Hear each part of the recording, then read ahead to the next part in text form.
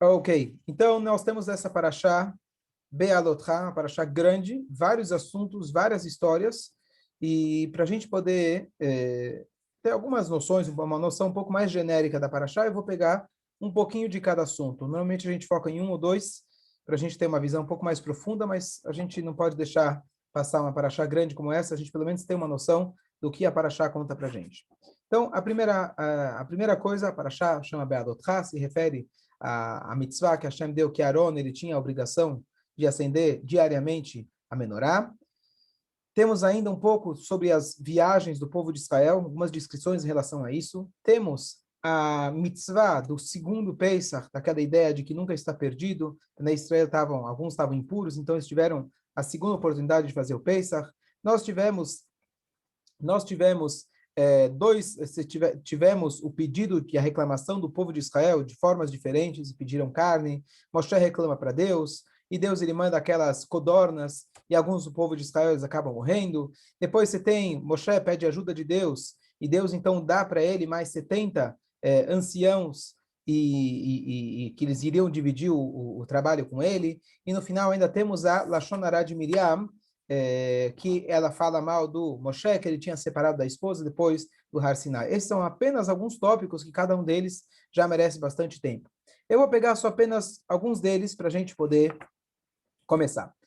Quem escutou o shur de ontem, então, eu na introdução eu falei, como acabou no meio, eu acabei não conseguindo terminar, eu terminei no Instagram, mas eu já estava meio assim, ansioso. Então, o ponto principal era de que Alpi Hashem Yahanuv Alpi Hashem Isau. Com a palavra de Hashem, eles acampavam, e com a palavra de Hashem, eles viajavam. Significa, o tema que a gente falou ontem, é que nós estamos sempre especialmente quem estava no deserto, eles estavam sempre no mesmo lugar, no sentido que eles estavam sempre no colo divino, independente de onde eles estavam. Uma vez que as viagens deles dependiam da palavra de Hashem, então eles estavam sempre no colo de Hashem. Então, hoje eu queria só lembrar mais uma coisa importantíssima, que nós devemos introduzir em nosso vocabulário a palavra Imir Hashem, ou Be'ezrat Hashem. Nós, acho que a maioria já está acostumada com a palavra bli neder, que é sem promessa, para a gente não incorrer no risco da gente falar alguma coisa e não cumprir. Mas tem uma outra palavra que é, sempre que eu falar, eu vou, eu pretendo ir, eu gostaria de fazer, etc., colocar a palavra Be'ezrat Hashem, com a ajuda de Hashem. E aí a outra, que vocês já devem conhecer, é pós-fato, você fala graças a Deus que eu fiz, que deu, que eu fui, etc. Então, mas para o futuro, sempre introduzir essa palavra com a ajuda de Hashem. Bezrat Hashem, ou Imir Hashem, se Deus quiser. Então, isso é super importante a gente colocar, porque nesses psukim nós estamos aqui, a Torá fala para a gente, no capítulo 9, no capítulo 18, no capítulo 20, no versículo 18, versículo 20, versículo 23, as mesmas palavras, Alpi Hashem, na palavra ou pela boca de Hashem. Então, o que significa pela boca de Hashem para nós? Nós também temos que viajar pela boca de Hashem. A gente tem que sempre lembrar que o que a gente está para fazer, por mais fácil, por mais simples que possa parecer, precisamos ter essa ajuda de Hashem que ele vai permitir que a gente faça. Por isso, um Yehudi tem que introduzir essas palavras. E quem está acostumado a rezar todos os dias, a gente fala antes do Ashrei, tem o Yehi Hevod, é um trecho lá anterior ao Ashrei que a gente fala, depois do Baruch She'amar. E lá tem uma frase que é super importante, e talvez o pessoal conhece mais em Yiddish. Em Yiddish é conhecido Der Mensch tracht und Gott lacht. A pessoa pensa e Deus dá risada. Uma frase famosa em Yiddish. A gente faz planos no final, Hashem ele dá risada, quer dizer, ele tem outros planos para a gente. Mas no hebraico nós temos rabot machshavot belevish, muitos pensamentos no coração do homem, va'atzat Hashem itakum, e a ideia e o plano de Deus, ele se estabelecerá. Então, muitos pensamentos do coração do homem, né? É isso que está pensando, se faz planos, mas é o plano divino que ele se concretiza. Então, nessa frase, nós temos algumas curiosidades. Primeiro, aqui já temos uma dica por que muitas vezes os nossos planos dão errados. Ele fala para a gente, muitos são os planos no coração do homem. A gente não tem que ter muitos planos. Nós temos que ter apenas um plano. E aí vai dar certo. Quando a gente faz muitos planos, temos uma vida desestruturada e sem um objetivo. Na hora que nós temos um único objetivo, que é servir a Deus, fazer a minha missão, então, independente das circunstâncias, independente aonde eu estarei com o plano de Hashem. Então, a ideia desse passuco não é apenas dizer, como fala no Yiddish, você planeja e Deus fica dando risada. Então, beleza, então vou parar de planejar e vamos dançar, né? Vamos dançar conforme a música. Não. Você tem que, na verdade, focar que você tenha apenas um plano de vida. Claro que esse plano ele contém vários detalhes, mas é um só foco. E aí sim, Vatzat Hashem Itakum, você vai se alinhar com o plano divino. Esse é um ponto. Segundo ponto dessa frase, Vatzat Hashem, e o plano de Deus, Hi Takum, Hi no hebraico é ela. Deveria ser talvez ele ou este. Por que ele fala Hi?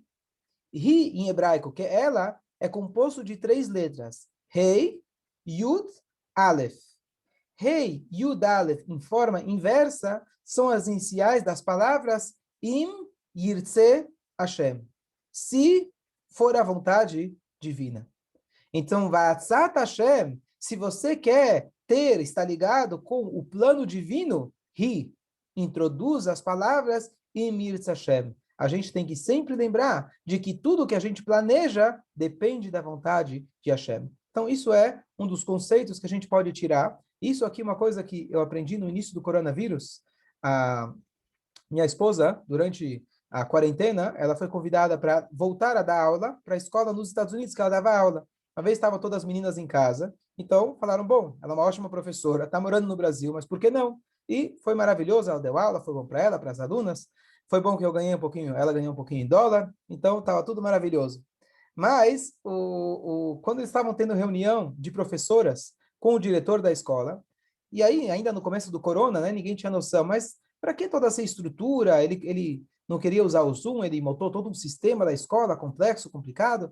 E aí falaram, mas espera aí, logo, logo vai voltar. E ele falou, eu não me importo.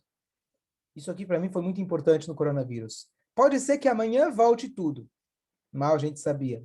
Mas a Torá conta para gente de que quando o povo de Israel acampava, eles acampavam pela palavra divina. Quando a nuvem parava, eles paravam. Quando a nuvem continuava, eles continuavam. E nossos sábios descrevem para a gente de que quando eles paravam, eles não tinham noção por quanto tempo eles ficariam naquela viagem, mas eles faziam toda a montagem do Mishkan. Era algo complexo, algo que dava muito trabalho. Eles não chegavam e perguntavam para Moshe, como aconteceu algumas vezes, que eles passaram talvez um dia. Tiveram lugares que eles passaram 12, 13 anos. Eles não perguntavam, Moshe, e aí, vale a pena ou não? Todo dia que eles paravam, eles montavam toda a estrutura. Então ele falou para as professoras, falou, não importa, que tudo seja para o uso de apenas um dia. Agora, esse é o momento que nós estamos vivendo, é isso que a gente vai fazer. Ele se provou, né, muito mais sábio que todos os outros, que ficaram esperando para começar a se adaptar à nova realidade, até acordar e etc., e perderam muito tempo com isso, de trabalho, ou o que for. As escolas, muitas até se adaptarem à nova realidade.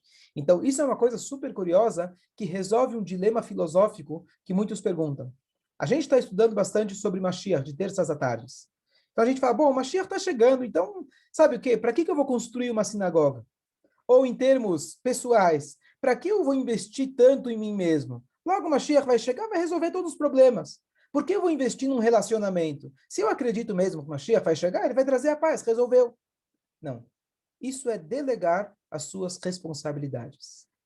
Enquanto eu estou no Galut, simultaneamente, enquanto eu acredito plenamente que a vinda de Mashiach será hoje, eu construo de acordo com a realidade atual. E isso, na verdade, é uma sabedoria que a Torá traz para a gente. Tem muitas pessoas que vivem no passado.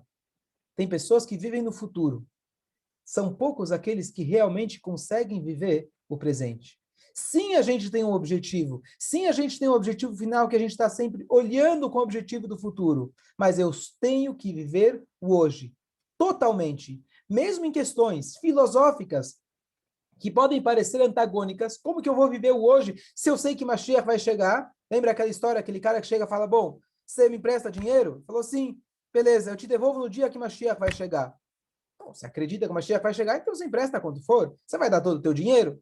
Mas não é assim que funciona. Por quê? Porque eu tenho que viver o hoje de acordo com hoje. E isso não impede a minha fé de que Mashiach vai chegar hoje. Porque nesse exato instante, eu tenho que viver de acordo com agora. Alpi Hashem Yachanu, ve Alpi Hashem Sal. Com a palavra de Deus, eu vou repousar, e quando ele falar vamos, pode ser que vai demorar um instante. Vamos estar imediatamente em outra situação, em outro momento. Mas nesse momento que eu estou, eu vou viver ele plenamente. Então a gente tem que fazer planos para o futuro, mas os planos para o futuro não podem impedir que eu viva inteiramente o momento presente que eu estou agora. Eu acho que essa é uma grande lição dessa paraxá, e isso conclui aquilo que a gente começou falando no shiur de ontem à noite.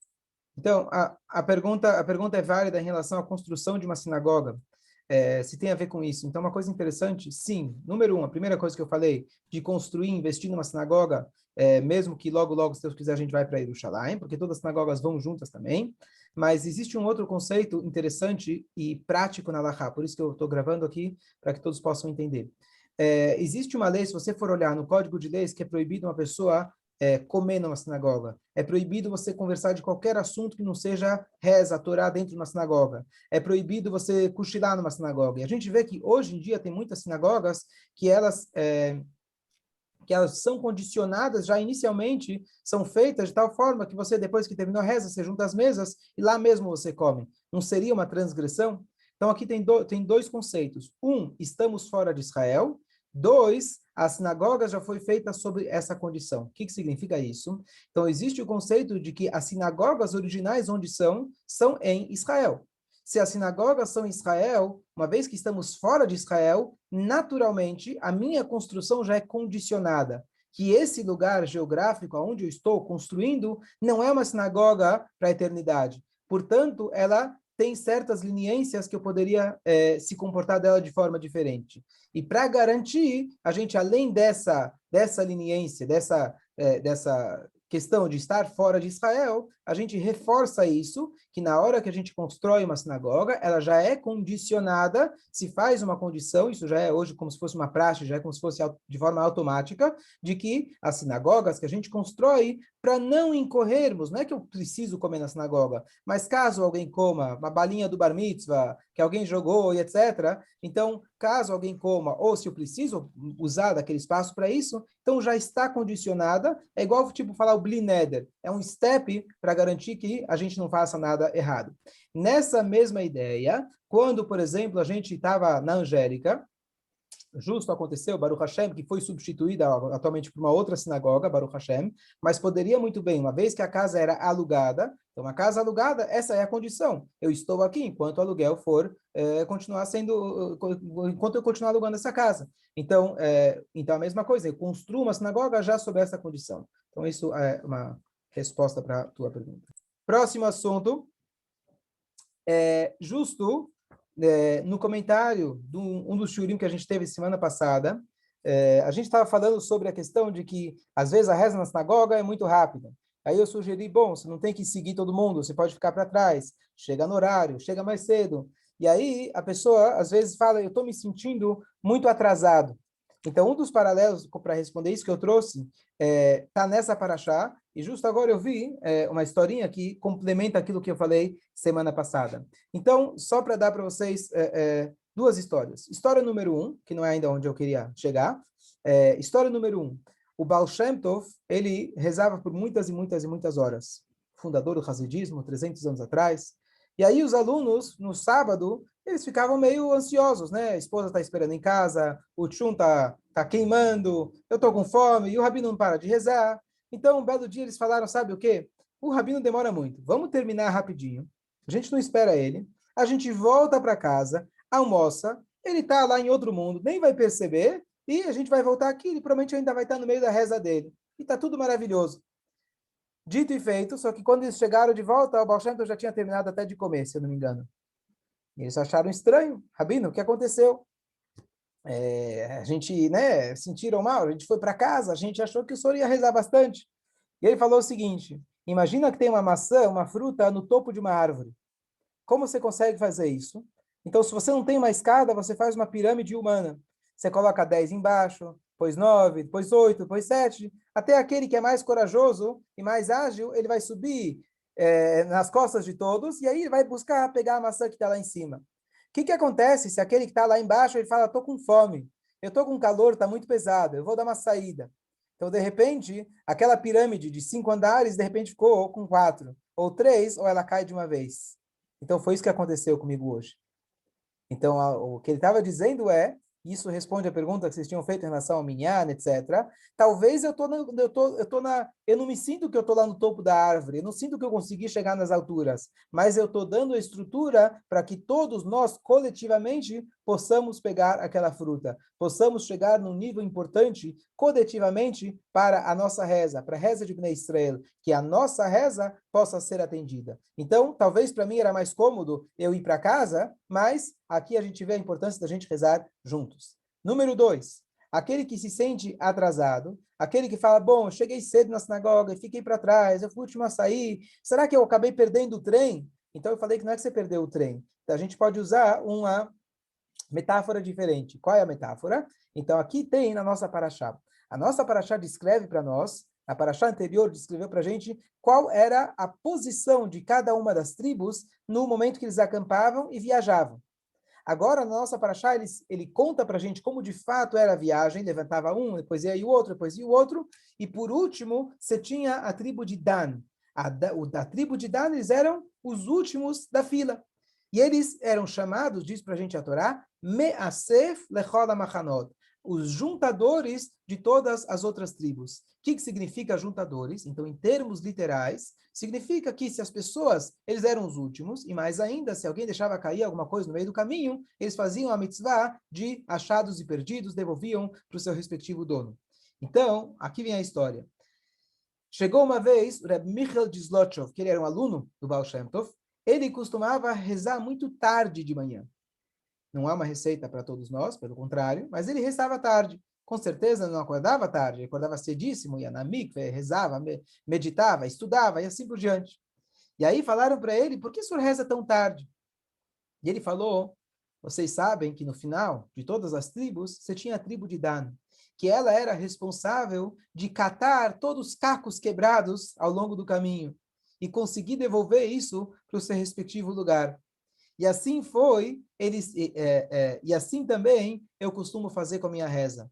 Às vezes, no meio da reza, para uma ou outra pessoa, talvez ele escorregou numa palavra, talvez ele pulou outra, talvez ele não conseguiu se concentrar, e esses cacos ficaram quebrados no meio do caminho. A gente sabe que a ideia da tefilá é elevar as nossas palavras. Cada palavra que eu digo, eu estou criando um anjo, e esse anjo, ele se eleva. Se eu falo uma palavra meio errada, eu, Deus nos livre, posso estar criando um anjo aleijado. Então, não por mal, mas diz o Rebbe, então esse é meu papel. Eu venho por trás e eu coloco eu elevo todo mundo, devolvo todas as filósofas para o lugar adequado e por isso eu rezo por último. Então aqui a ideia dessa história, estamos falando aqui de um grande tzadik, não é uma receita para cada um de nós, mas se por acaso você se atrasou e demorou na reza, saiba que você tem algo especial. Talvez com a tua tefilá, devagar, que você, como alguns, eu não acusaria ninguém, mas se alguns acham, pelo menos, poxa, o cara rezou muito rápido, impossível que ele falou as palavras, tudo bem. Então Deus colocou você aí para você ser aquele que vai falar devagarinho e com a ajuda de Hashem, já que você está na sinagoga, você começou com o minyan, a tua tefilá por última, quem sabe ela pode estar elevando e consertando todas aquelas outras. Então, a parábola deveria, imagino que seja essa mais adequada e não que você perdeu o trem. Mais um pensamento bonito. Aqui é uma historinha interessante. Uma vez chegou alguém para um mestre chamado Sfasemes, primeiro Rebbe de Gur, a dinastia de Gur. Então ele falou o seguinte, chegou e ele falou, meu pai não está querendo me ajudar. Eu era um jovem, ainda não tinha trabalho. Ele fala, meu pai não me sustenta, eu preciso de ajuda. E aí então, não sei se era uma criança, um jovem, e aí então o Rebbe mandou chamar o pai. E o pai fala, olha, estou sem parnassá, eu não consigo ajudar, não consigo trazer parnassá para minha casa. E aí ele falou uma coisa interessante. Ele falou, isso não existe essa resposta. Você tem a obrigação, você tem que trazer a parnassá para teus filhos poderem comer. Ele falou o seguinte, nessa paraxá, Moshe Rabbeinu, ele é atacado pelo povo, dizendo que eles querem carne, eles estão com saudades do Egito e assim por diante. E aí Moshe Rabbeinu, ele perde a paciência, vamos chamar assim, e ele fala para Deus, Deus, o que você quer de mim? Não fui eu que dei a luz a esse povo. Será que eu tenho condições de dar para ele carne? Da onde eu vou ter carne aqui no deserto? Então, olha que interessante, disse o mestre. Ele falou, será que eu dei a luz a ele, a esse povo? Depois ele fala, da onde eu vou ter carne? Então, parece uma coisa estranha. Sabe quando você tem dois argumentos, mas nenhum dos dois é válido? Porque você fala o seguinte, eu não dei a luz a eles, mas eu também não tenho carne. Não, se você não tem carne, não importa se você deu a luz ou não deu a luz. Lembra aquela história, entre parênteses? Uma vez chegou, você acha que foi o Alter Rebbe, para o mestre, um dos mestres, ele chegou e pediu para ele, ele falou, olha, eu gostaria muito que você tocasse shofar esse ano. Tá bom? Então ele falou, tudo bem, mas para eu tocar o shofar, eu quero que você me ensine todas as kavanot, aquelas meditações profundas da Kabbalah, aqueles segredos para o shofar. Tá bom. Sentou, ensinou tudo para ele. Depois que ele ensinou tudo, ele falou, bom, lamento de dizer, mas eu tenho um problema só. Eu só não sei tocar shofar. E aí ele falou, oh, peraí, como você faz uma coisa dessas comigo, né? Eu te contei agora todos os segredos, agora que você me disse. A história continua, mas aqui ele está dizendo, eu não dei a luz a eles. Também não tenho carne, não tem de onde tirar carne. Então, se não tem de onde tirar carne, por que você usa o argumento, o primeiro argumento, será que eu dei a luz? Diz os Sfas, mas daqui eu vejo que mesmo quando não tem carne, se você deu a luz a esse filho, você tem que conseguir a carne. Não tem de onde? Se vira. E assim ele falou então para o pai que ele tem a obrigação, e se a Torá dá para a gente essa obrigação, com certeza a Hashem também dá para a gente abrahar, para que a gente possa conseguir trazer a Parnassá para casa. Então é só uma historinha interessante, bonita, sobre a responsabilidade de trazer a Parnassá e abrahar que, se Deus quiser, a Hashem vai dar para cada um. Dúvidas, comentários? Que isso tem tudo a ver com... Uma palavra, um passuco super marcante que temos nessa paraxá, Ve'aish Moshe anav meod bikol adam asher pnei adamah. E o homem Moshe era o homem mais humilde que já esteve e também que estará sobre a face da terra. Então, a famosa pergunta, como é possível Moshe Rabbeinu, a pessoa de maior porte espiritual da história, como que ele conseguiu ser tão humilde? E a resposta clássica é de que ele sabia que as forças dele não eram atribuídas ao seu esforço, e sim uma dádiva de Hashem. Ele sempre pensava que se outra pessoa tivesse as condições que eu recebi, teria feito igual ou melhor. E por isso ele se sentia humilde. E aqui a gente tem a chave da humildade, super importante para o nosso dia a dia, que condiz, como Nachman Mordechai acabou de falar, com a ideia que Vatzat Hashem Itakum, de que a cada instante, a cada conquista, a gente pode ficar feliz com uma conquista, mas a gente atribui as conquistas a Kadosh Baruch Hu. Então, duas histórias, e com isso a gente conclui. História número 1. Tinha dois sábios, dois grandes sábios da família Soloveitchik, da família de Brisk, são mestres já de várias gerações, até os dias de hoje temos mestres com esse sobrenome, toda uma história dessa dinastia, mas um deles, o filho dele, que também já era, antes do Bar Mitzvah, já era um grande mestre, gênio da Torá, estava chegando e ia fazer o Bar Mitzvah. E quando ele ia fazer o Bar Mitzvah, era pré-corona, iam vir vários rabinos, convidados, importantes, dignatários, de todas as cidades vizinhas. E por que eles vinham? Porque o filho realmente já tinha um nome de destaque muito grande, todo mundo queria vir conhecê-lo, porque ele era o filho do rabino. Então o pai ficou um pouco preocupado que o filho ia se sentir um pouco orgulhoso. Imagina, meu bar mitzvah, olha quantas pessoas importantes vieram. Então, ele chegou para o filho na noite antes do bar mitzvah, ele fala, meu filho, eu preciso conversar com você. Ele falou, sim, papai. Ele falou, você está vendo toda essa turma que está vindo, está chegando aqui na cidade para o teu bar mitzvah? Eu só quero te dizer uma coisa, ninguém está vindo por você. Eles estão vindo por mim. Eu sou um rabino, sou importante. Tudo isso falando, né, para o menino não se sentir lá no topo. E aí o menino, já inteligente, ele vira e fala para o pai, mas papai, se é pelo senhor, deveriam ter vindo muito mais gente. O senhor é um rabino tremendo. Isso é pouca gente, então, para o senhor. E aí o pai vira e fala, não, isso é por você. Ou seja, por tua culpa que não vem mais. Ou seja, qual que é a moral da história? A gente está acostumado a atribuir os méritos e as conquistas a nós mesmos. E as falhas a gente delega para os outros. O que o pai estava ensinando para o filho, ele falou para ele, as conquistas, todas as visitas, é por mim. Ou seja, não atribua a você mesmo. As falhas, por que não vieram mais gente? Bom, porque ouviram falar que eu tenho um filho que não é tão grande assim. Então, por isso que não é todo mundo que veio. Ou seja, a ideia da humildade, claro, a gente não tem que focar nas nossas falhas, mas quando a gente tem uma conquista, a gente atribui essa conquista à força, ao poder que nós tivemos de Hashem. A gente pode ficar feliz que a gente conseguiu realizar aquilo que Hashem quis de nós, mas não o sentimento de orgulho que eu consigo, eu consigo. Essa é a natureza humana, com qualquer momento que a gente ganha, consegue, recebe um elogio, claro que nosso orgulho, ele tem a tendência de tomar conta da gente, mas esse pensamento ajuda a gente a lembrar de que não sou eu, não é as minhas forças, não é as minhas conquistas, foi Hashem que me colocou nesse mundo com essas condições. E por último, contam que uma vez tinha um rabino muito importante, o Ramban, época Nachmanides, veio um pouco depois do Maimônides, e ele ouviu dizer de um certo indivíduo, que não judeu, que ele era uma pessoa conhecida, famosa, uma tal de Madre Teresa da época. Falaram que é uma pessoa, um homem extremamente humilde, muito, muito, muito humilde. Ele falou, bom, tô achando estranho, uma pessoa tão humilde assim, deixa eu lá conhecer, deixa eu lá conversar com ele. E aí, então, ele sentou para conversar com o indivíduo, e ele falou para ele, olha, o rabino falou, eu queria entender, afinal está escrito que Moshe Rabbeinu foi o homem mais humilde da história. Então, eu estou encontrando o Senhor, eu estou assim um pouco na dúvida. E aí, o indivíduo respondeu para ele, eu vou te confessar uma coisa, essa dúvida também tem me perturbado bastante. E aí o rabino falou, então agora essa dúvida já não me perturba mais. Deu para compreender? Se ele estava na dúvida que ele era mais humilde que Moshe Rabbeinu, e ele se comparava e competia com Moshe Rabbeinu, o rabino já entendeu que de humilde ele não tinha nada. Então, a ideia é que a gente tem que buscar a humildade, saber que tudo que a gente tem vem de Hashem, para onde vamos, de onde viemos, a gente depende de Hashem, e a única coisa que ele deu nas nossas mãos, que veio dele, mas uma dádiva para nós, é o presente, é o agora. Alpi Hashem Yahanuva, Alpi Hashem Sal, com a palavra de Hashem, a gente acampa, com a palavra Hashem a gente viaja, que a gente possa aproveitar cada instante, cada momento, cada dia, de forma intensa, de forma completa, de forma absoluta. Shabbat Shalom a todos. Gui Chávez, Chicoia.